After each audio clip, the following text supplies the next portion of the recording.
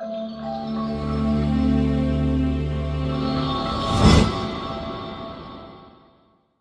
back to the channel. My name is Ryan, and today we are discussing the top 25 for college football.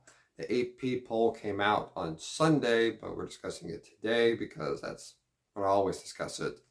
And if you can't tell, my voice is still kind of gone from the Tennessee game. So, yeah, I'm not going to be able to have any high-pitched noises at all. So, yeah, just to let you know that. And also, I might be recording a good amount of videos today. So if you see me wear this Tennessee shirt for other videos, that's probably why. First up, number 1, Georgia with 35 votes. That is a huge step back from before. They barely beat Auburn. That was a very close one. If it was not for Brock Bowers, they would have possibly got blown out. Let's be honest. He had 123 yards. 123 yards in the fourth quarter. That's ridiculous for a tight end. For any position, but especially a tight end. Good job for Brock Bowers. But number 2, Michigan with 12 votes for number 1 spot. Michigan just rolled Nebraska. And if Michigan plays like that every game of the year, they will be smooth sailing until they have to play like the Ohio States and Penn States of the world, which is seem to elevate their game for those. Number 3, Texas with 10 votes for the number 1 spot. They just destroyed Kansas. Texas destroyed Kansas very badly. It was a tough watch for some after the second half. The first half was pretty fun. Texas made it close. Midway in the third on, it just became a blowout. So, yeah. And then number 4, Ohio State with 1 vote for the number 1 spot. I'm not sure who that one voter is. I don't know why they keep voting Ohio State for being number 1, though. But they didn't look bad. They've had some flaws. And that game against Notre Dame showed that even though they might not be a perfect team, they still win games. That's the main thing. Number 5 with 4 votes for number 1 spot, Florida State. Florida State is it's a confusing team, but also we gotta understand them at the same time. It's Jordan Travis is the main guy. Their defense is pretty good, but they've had performances like they've destroyed LSU, but they also barely beat Boston College. They've also had games against Clemson that they've shown really good signs, but also need to get bailed out by some terrible clock management in late game failures from Clemson.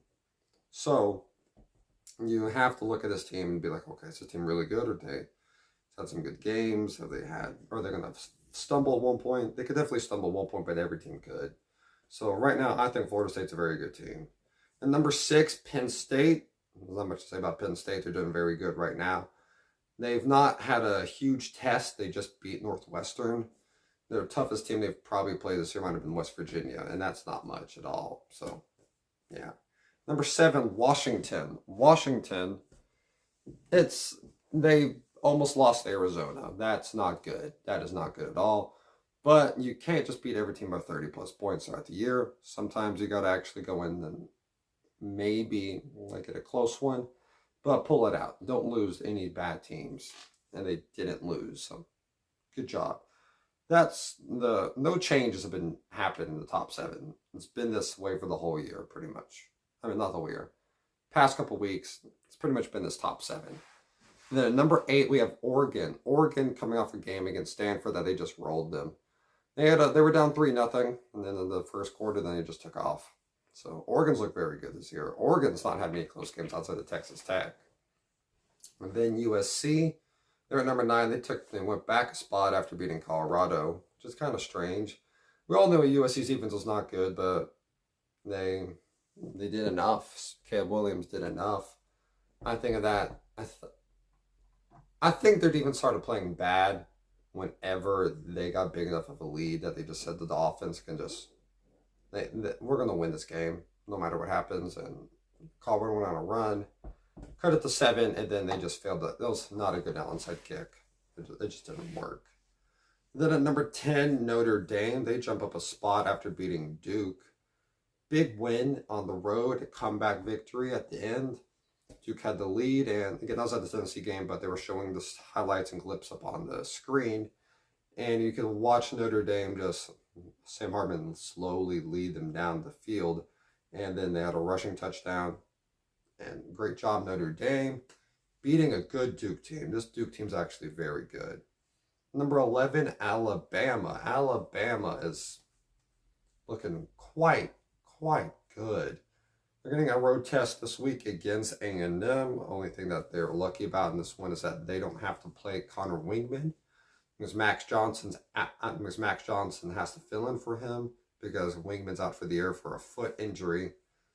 And last time they played at Kyle Field with when A&M had a backup quarterback, which was Zach Calzada. Pretty sure I say his name.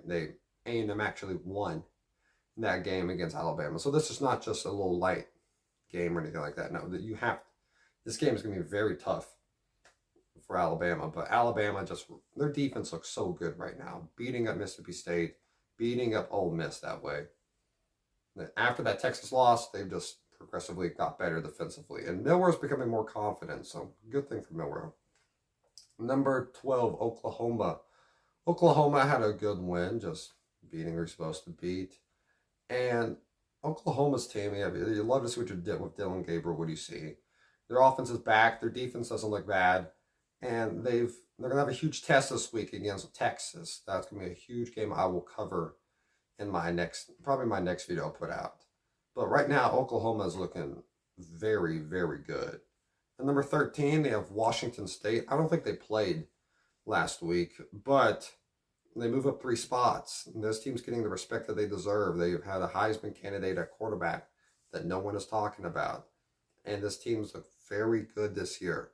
So if they keep getting more and more big wins, then they'll get into the top 10, and then they'll finally get the recognition that they deserve.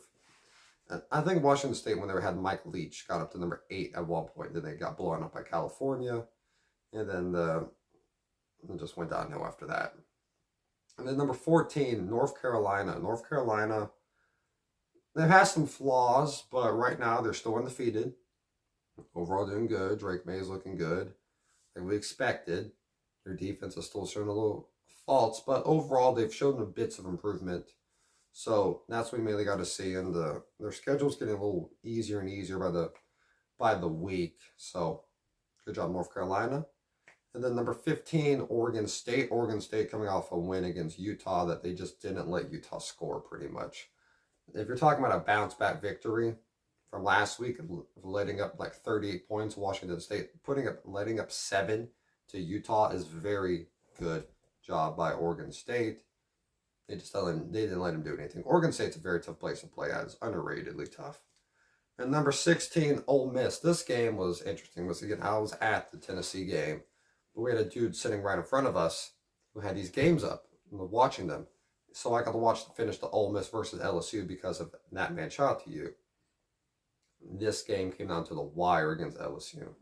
Ole Miss barely wins it. They got to find a defense, but my gosh, they found their offense.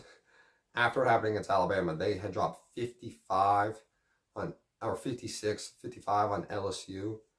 And now you're really looking at a team that's like, you finally got your huge win. Lane Kiffin finally got his huge win at Ole Miss. He's had some good ones, but this is a huge win. And maybe if you win a couple more of these games, maybe you only have a one-loss team when you go play Georgia. Who knows? Who knows? Number 17, Miami. They're still undefeated. That's pretty much all to say about it. Tyler Van Dyke's look good. Their defenses look solid. Their skill positions are very good. They've played very good this year so far. That's mainly all I got to say about Miami. Number 18, Utah. They took an 8-position drop in the rankings. That is a huge, huge drop. Dropping down 8 spots. I told you before the year started, they're not a great road team. Not at all. Home, I bet money on them to win every game at home. Road, I wouldn't bet much. I would not bet on Utah at all on the road. But they have they're only 4-1. That's perfectly good. That's fine. You just got to keep winning. Win out, you'll be fine for the Pac. You have a good chance to make the Pac-12 title game still. That's what I'm trying to say. They're going to have a good chance to make the Pac-12 title game still. Number 19, Duke, only taking 2 steps back in the rankings. I mean, I guess that makes sense. I mean, they lost barely to Notre Dame. Notre Dame's a very good team. So only bouncing back 2 spots, that makes sense. Hopefully Riley Leonard is okay, though, because he got hurt. At number 20, you have Kentucky. They weren't even ranked last week, and now they're ranked number 20. Fair. Very fair. Ray Davis ran for 280 yards on Florida. Thank you. Thank you, thank you, thank you. They got destroyed. Florida got destroyed. Kentucky looks very good. And they have to go play Georgia this week. That's going to be a fun game to watch. It's at Georgia, 7 p.m. Tune into that game. And number 21, you got Missouri, 5-0. And they're playing LSU. Talk about a huge week for college football. There's a lot of make or break games in the SEC at minimum. But a lot of the games are very important, like the Texas-Oklahoma game. They're 5-0 with a chance to go beat LSU. You're in Missouri. I hinted at the year before. Remember I talked about Missouri before the year started. I think my Kansas State video was mentioning this. I said before, like, if Missouri beats Kansas State, they have a legitimate chance to be 5-0 when they have LSU at home. Guess what? That reality is here. They're 5-0 at home against LSU. Let's see what happens. And then at number 22, Tennessee. Again, I watched Tennessee play. I don't know how you go down in the rankings after you beat South Carolina number 21. I don't know how, but they did. Tennessee played a very good game. Joe Milton, very good. I like how he played. Run game was phenomenal. Defense played very good. Shout out to Curse Jr. I'm pretty sure he won Defensive Player of the Week for the SEC. Shout out to him. If you want to hear my full analysis of this Tennessee stuff, check my other video out. Number 23, LSU. They dropped down 10 spots. They have no chance to make the playoffs. LSU, what happened to your defense? I was talking about this defense is going to be very good this year. What happened? You can't tackle in open space. You can't cover. What has happened to your secondary? What has happened? How does this happen? I don't know how, but they did it somehow. Fresno State at number 24. They keep winning. 5-0. Again, the more they win, the more figured about them. But they're 5-0 right now. So shout out to Fresno State. And then at number 25, barely in the top 25, but they're still here. Louisville beating NC State. Finally getting a pretty good win on their schedule. They beat Georgia Tech to start off the year. Had some easy stuff and then played NC State at NC State. Good win. They're barely above Maryland. Maryland's with 81 votes. Louisville at 90 or 90. There's a point system, but yeah.